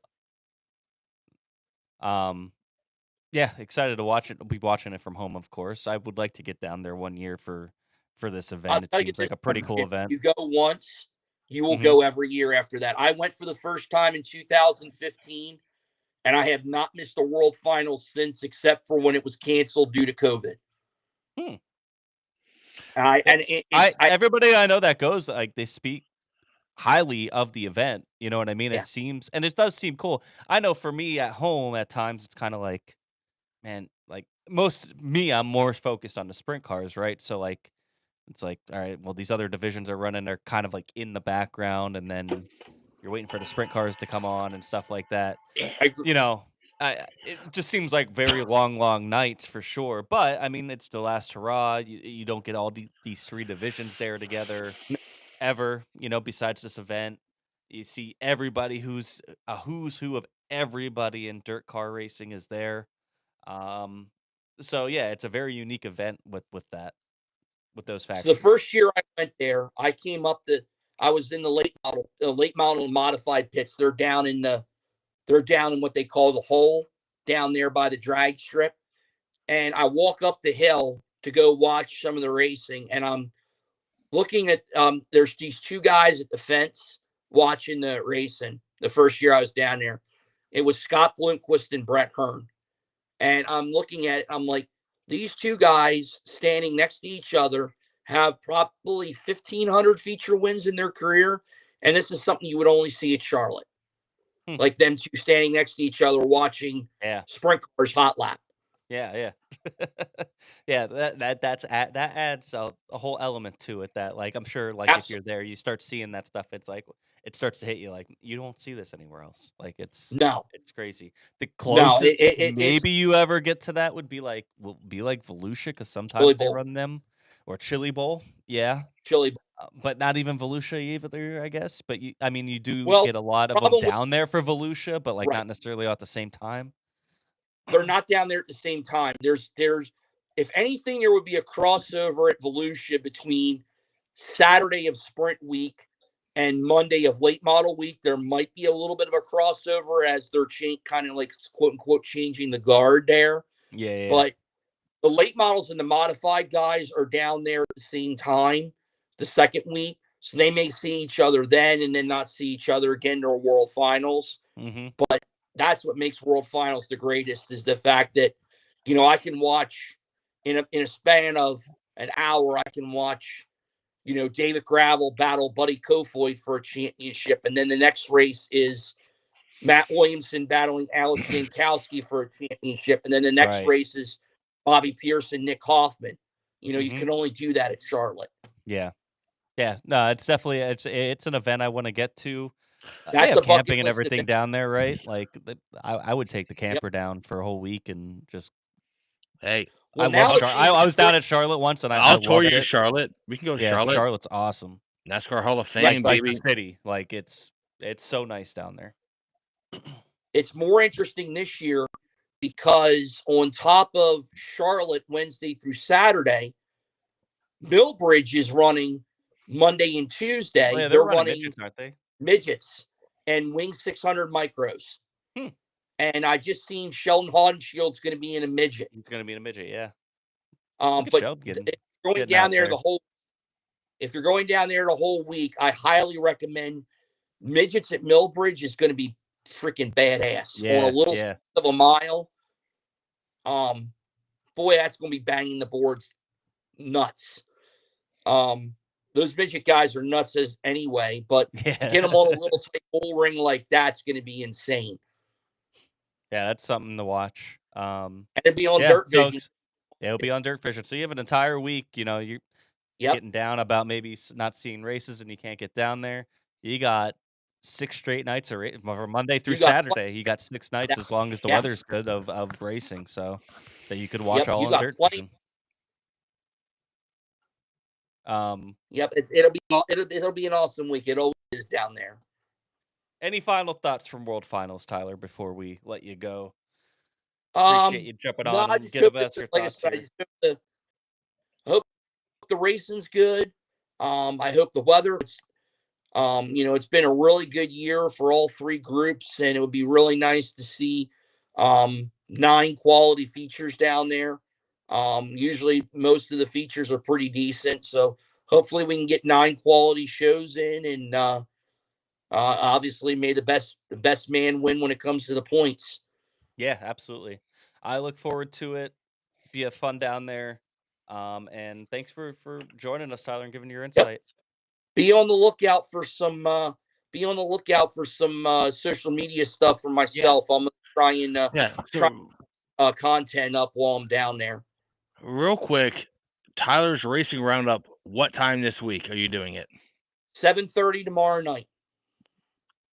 7:30 Monday night. Yes. 7:30 Go Monday over and night. check it out. And then what we'll do is I'm planning to do a little like mini recap each day down at Charlotte in the morning. So you can catch my early morning roundup from the night before while I'm down there. Awesome. I love it. I love it, buddy. Yeah. So we're going to make sure that the content is superb and on point. Yeah. Find Tyler Koenig on Facebook. That's where pretty much all your content is. Yep. And make sure give him a follow and check it out. Real insightful, awesome stuff from Tyler. Thank you. Yeah, thanks for having me on, guys. It was awesome talking about Charlotte, and like I said, hopefully if you're not going down, tune in, and if you like what you see, hopefully you come down next year. Yeah, absolutely. All right, thanks, Tyler. Have a good night. All right, guys, have a good night. Tyler Koenig, everyone. Appreciate him. He's usually comes on usually once or twice a year now, and when we have late model stuff to talk about, and he's really insightful as stuff that we are very passive watchers of these other series. We know people, we watch them, but we're not in depth as Tyler. Tyler's great with the stats, especially. He Real should insightful. publish a book. Yeah. That Tyler Encyclopedia is something. I know earlier in the show we talked about the BAPS track record. The fact that he didn't know it, that's a milestone. No, I love Tyler. He's very passionate about racing, but he's even more passionate about the stats and the history, and I love that and I appreciate that. Daniel Lee says, make World Finals happen, Jimmy. You can camp with our group when you want to go. The van is resting up this weekend before making the trip there. That's awesome. Yeah, I definitely, maybe I'll start looking into it next year, because that would be a nice, easy trip down with the camper. Jimmy is not going to the Charlotte area without me. Well, you could hop in the camper. I'm just saying, I love that area. I know. That's what I mean. You can make a whole week out of it, whether you go to Millbridge or not. You could go to the race shops down there. The city of Charlotte's awesome. I was only there that one time, but man, I thought it was great. Yeah. That city made me fly there. You know this. Yeah. Good times. Love that city. The Queen City. Continue on. Before we get to Drink It or Dump It, we did put out a post earlier, and we'll post it a couple times throughout the next couple weeks. Our ballot, our report card surveys are up. If you've been following the podcast, we've been doing this show a couple years now, and at the end of every year, we've been doing driver report cards, where we kind of take a look at all the stats of most of the drivers in the 410 sprint car world, and we kind of give them a grade. We give them a grade. We're kind of the teachers here. There's 4 sections. You got the PA Posse, which is the most drivers. I think there's 13 or 14 drivers in there. World of Outlaws, High Limit, and then one that we're kind of calling rookies. Not necessarily completely rookies, but like rookies with the like first time touring with the series, or like a Ryan Timms type, or like Logan Rumsey is in there. But kind of batched all those kind of together, because we find that when we're doing this, you're kind of grading them against their immediate competition.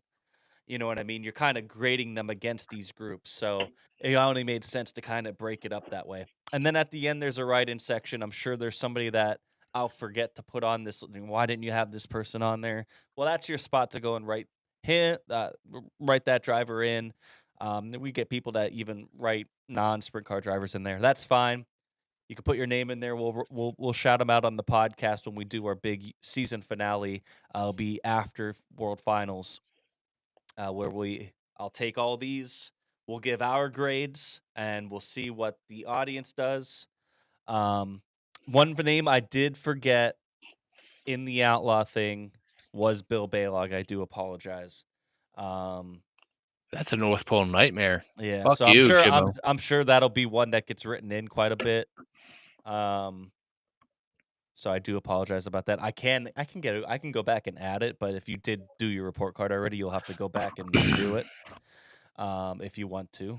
But it'll still count. If you see Santos and James, Dave, they all did theirs already. So Not a big deal if you guys don't go back and do it. Appreciate it. Your Your your votes, RGs.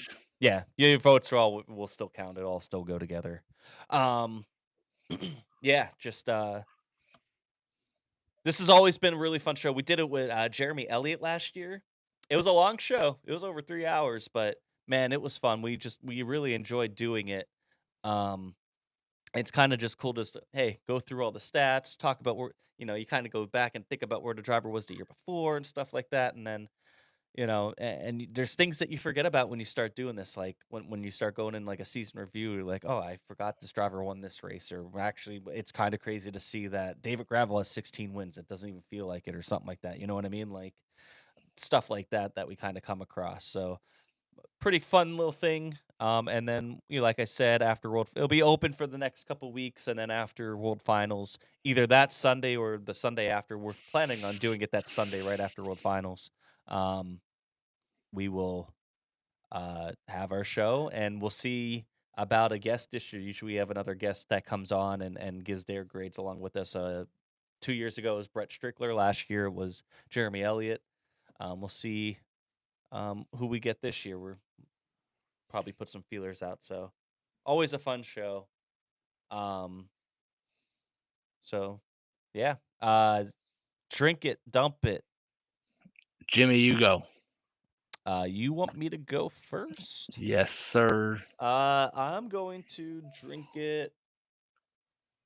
I'm gonna drink it to Brett Perigo. It's the easiest one. I mean, I can't not do it. I definitely drank You it. did it wrong, What? Brett. Perigo. You're missing his middle name. Oh, Brett fucking Perigo. There we Yeah, go, yeah, my yeah. G. Oh hell yeah. And dump it to the shocks in the back of my truck. Because It's a Ford.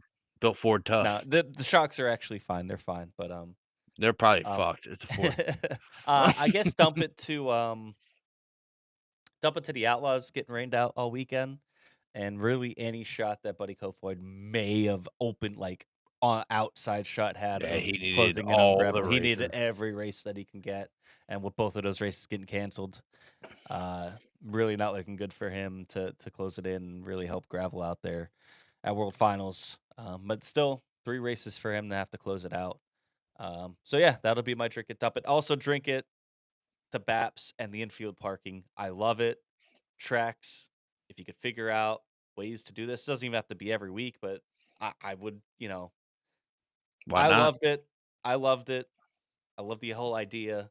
It does give you kind of an old school feeling of like just sitting in the back of your truck watching some cars. It's awesome. Yeah, I loved it. So go ahead, Chris. I'm gonna drink everything Jimmy said. He was at BAPS. Fantastic surface that BAPS had. I did see that. Looking back on it, I had to work obviously, and then I was going on a ghost tour. Look for those spooky ghosts. But BAPS was done even before we even got there. So props to BAPS for that as well. Yep. This time of year, it's risky, right? The schedule race is no different than February, March scheduling a race, but Brett fucking Perigo, Hell yeah. obviously that's awesome. I'm gonna piggyback off Jimmy here. Like, that's cool. If y'all don't know, Jimmy and I, we scrape mud there part time. Usually, we just piss them off, but regardless, it's fun seeing our buddy win. There's no chance I'm not gonna drink it to that. Seeing him go on top of the cage, looking like a goofball, I love it. I love it. I do wanna make a note here. There are a couple pictures of me in Victory Lane with Brett. Don't get me wrong, I'm not a skinny boy anymore. But Whoa! He's a self-conscious boy, though. Go ahead. I look a little bit bigger because I stuffed my pockets with beers as I ran over to Victory Lane, thinking that I was gonna be like Stone Cold Steve Austin. Well, the problem and is, drink them. I did give Brett one who probably didn't drink it at all. no, he probably has it in his race car still. Yeah, He'll find it in 4 months when he cleans it. There's a lot to unpack there. There was no beer showers in Victory Lane. That's what happens. That's what happens when I don't go to a racetrack. because had I been there, there'd be so many beer showers. Dave Hare would absolutely get a PFA against us. Jimmy is what he says he isn't. Yes, he's Kangaroo Jack. Probably had 75 beers in his pocket. Mhm. But you're not getting any younger, buddy. Yeah, I know. How old do you turn in February? 39? Don't worry 40? about it. No. I'm not anywhere close to that. 55? Oh, okay. All right. You can't go 55? All right. Regardless, drink at the Brett Perigo. The way he drove that race, phenomenal. He took on the best of the wingless sportsman division. Tony Jackson is that guy. Am I wrong? Yeah, Like, yeah.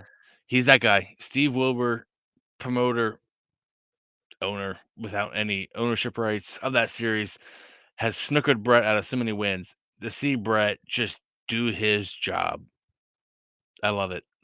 And I guess I'll also drink the Tony Jackson last career What a career. race. Good What a career. career for Tony Jackson. Go out on his own terms. Yeah. Sure. He won't do that. Obviously, his dad, Larry, he won a Sportsman 100, and that was Tony's biggest win personally, and that's awesome. I know him and Brett have had some battles. Yeah, especially this year. They've really gone back and forth. So much respect between the two. So I want to give Brett shit for not letting Tony win his last race, but also like thanks Tony for letting Brett win your last race. No, but cool. Tony Jackson, respect to you. Phenomenal driver. You've made that division be better. To win almost half your starts just is crazy. What he's done in that division, he's made those drivers be better. Like I know we've talked to Brett, we've talked to Steve Wilbur. I know Jay Fantasy and I've talked, and Jay's a wing guy, right? The original Super Sportsman. I think Jay has more fun wingless, right? Like Tony Jackson, for what he's done for that division and how to drive a race car, should not go unnoted, right? Like it's phenomenal. And so tip of the cap to Tony Jackson in your career, and tip of the cap for letting Brett win your last race. With sus eyes. Get to some of you guys here. Marie, drink it to RTJ on his Arizona finishes. Yeah, that's a good one. And dump it to Central PA racing is over. There's still one more. Actually, two more. I know we don't count Bridgeport as Central PA, but it's close enough, and it's going to be good racing, and all their Central PA guys are going to be there. So I highly recommend it, especially if you've never been to Bridgeport. Bridgeport's awesome. It is a haul. I get it. Steph's drink it to Brett's win yesterday, dump it to the off season. Tyler Koenig, dump it to Alyssa Rowe, third win of the year last night at Path Valley. Go Birds 2, drink it to the World Finals next week as well. Dump it to Rain with the Outlaws. Thanks for letting me come on tonight and entertain everyone with stats. Thank you, Tyler. Drink it to you, my friend.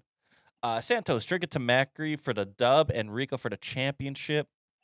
Dump it to losing as many rides as we did in PA between 410 and 358 at the end of the season. Honorable mention, as always, to you guys for another awesome show. Thank you, Santos. Daniel Lee, keg stand for Perigo win. Drink it to another awesome show. Fun time at BAPS. We had a good time, man. The easy Last time Brett tried a keg stand, he got a cone through the nose. So, Mandy, this is a good one. Drink it. All weekend winners everywhere in all divisions. 2 decent nights of racing at Atomic. Sammy Swindell turning 40. Go Birds. Special drink to Brett Perigo. Dump it. Atomic's announcer for sucking worse than Alex Robinson. Oh no. Oh no. Wrecks and junk cars, especially some at USAC. Outlaws canceling. Racing season almost over, especially since I most likely won't be at any more races. We'll dump one out for that. It does suck. Where he says that Bridgeport's only 30 minutes from her. So Bridgeport's awesome, man. I'm hoping to get there on Saturday. I think it was my last camping weekend though, which sucks. I have to winterize it and all that. I really want to take it. You gotta winterize it if you go south. I know. Trust me, I thought about it, buddy. Go to Volusia. It's and then just like post up there for a little bit, and then just go yeah. to Florida. Don't have to winterize it at all. Follow the Canada Gooses, Go down to Charlotte. Don't have to winterize it down to Charlotte either. and then you just stay there for a few Stay weeks, there for and a then little bit, and then you I'll go go to down to Florida. Volusia. Just follow the Canada Gooses. You'll That's be the aight. dream, man. That's the dream. The right dream, there. man. When did you become a Jamaican? That's amazing. That's the dream, man. What a shit show. Troy Savage says, looking forward to 2026 already. Can't wait. Yeah, I mean, and listen, we were just kind of talking about this yesterday in one of our Discords. Just kind of like we talk about off season and it winds down. But like it really like there aren't many weekends where there isn't anything unless weather completely cancels it. Like you still throughout November you'll have midgets and stuff out in the west. Then you have the dome in December with the late models, and then you go right in the shootout and Chili Bowl. You still have Australia in between there, and then before you know it, you're at Volusia. So it does go pretty quick. Volusia's only 4 and months. there's still other stuff going on. I do got to give an extra dump or Thank drink you, it Tyler. 117 days. Jesus. to the weather, man. We haven't had like the Don't weather say it. around Don't here. even encourage her to fuck our day up next year. I mean, the first half of this year sucked, but the second half, I mean, we really didn't have that many rainouts. So one would say she has in the first half. Ain't gonna lie. She had us in the first half, but in the second half, it was a little different. But yeah, listen, off season sucks. Get to go do some other things. Instead of going to the track every weekend, you still get to watch some racing if you have flow and dirt vision. Gives you opportunities for other things, but Y'all have families. Spend some time with them. yeah, but Jesus. I know by the time Christmas comes around, I'm going to be wanting to get back at a racetrack.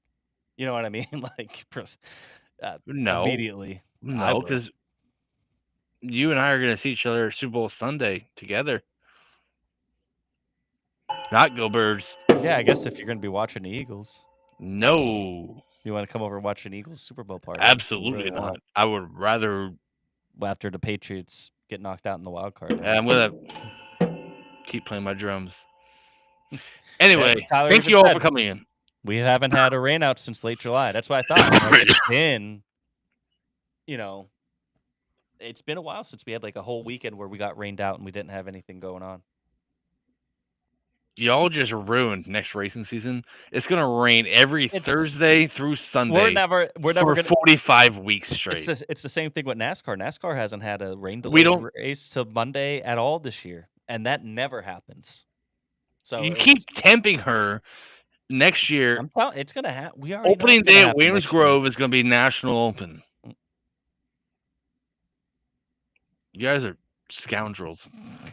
Anyway, all right, guys. I do want to dump it to Jay-Z for not being here. Yeah. Just new job and everything. Wasn't able to make it tonight. We do not have a show next Sunday. We are off next Sunday. We will be back. Our plan is to be back Sunday, November 5th or Sunday, November 9th. We'll be back with if it's not the 9th, it'll be the following Sunday. And then we'll probably take another break after that until at least after Thanksgiving. And then we'll try to start lining up some guests for the off season. After that, but between the holidays and everything as we get ramped up into the next season. So, but yeah, it'll be a little bit at least every other week, if not 2-3 weeks, just because of it depends what's going on. If there's stuff worth talking about, we'll have a show. If it didn't really much go on, or if we don't get a guest, then we probably will not have a show that week. So my final comments. I'm gonna play a game real quick. Billy Dietrich, if you're listening, can you message me about your wedding venue? Hi, Jimmy. Continue on. Shut up, Chris. It was a serious inquiry to Billy Dietrich. You could just message him about it. No, he's gonna message me. All right, guys. Have a good night. We'll see you in 2 weeks.